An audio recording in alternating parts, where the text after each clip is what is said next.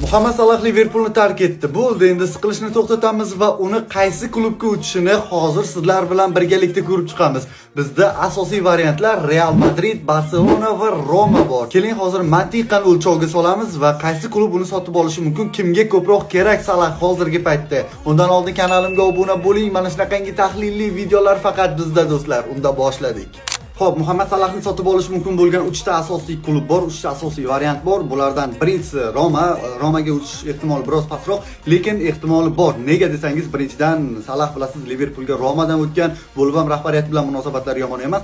Ham yoshi o'tgan ko'pchilik futbolchilar Italiyaga borishi bu odat tusiga kirib bormoqda. Biz buni kuzatdik De Bruyne'da, biz buni kuzatdik Modric'da. Shunday ekan Salah Romaga o'tishi mumkin do'stlar. Bizda navbatdagi variant Barselona. Barselonaga o'tish borasida juda ko'pchilikda savol bor, chunki o'ng qanotda Yamal bor-ku degan gapni keltirib chiqaryapti. Lekin bilasizmi, Yamal bu mavsum juda ko'p o'yinlarda yolg'on to'qqizlik pozitsiyasida o'ynadi. Sermahsullik borasida o'sha Barsani hujumlarida yaxshi o'yin ko'rsatdi va Yamal yanada o'zini kashf qildi o'sha nuqtada. Shunday ekan, Yamal o'sha yolg'on to'qqizlikda o'ynaydigan bo'lsa, Salah o'ng qanotda va chapda Rafinha o'ynashi mumkin. Yoki bo'lmasa Salah markaziy hujumda ham o'ynashi mumkin. Sababi Liverpoolda uni juda ham ko'p o'yinlarda ko'rganmiz. Markaziy hujumda juda ham yaxshi o'yin ko'rsatgan. Bu ham Barselonaga mos variantlardan biri. Va bizda Salahni sotib olish mumkin bo'lgan eng asosiy jamoalardan biri bu Real Madrid. Nimaga desangiz, Real Madridga hozir hammadan ko'ra o'ng qanotga hujumchi ko'proq kerak. Birinchidan asosiy o'ng qanot hujumchisi Rodrigo yil oxirigacha jarohat olgan, u hali beri qaytmaydi.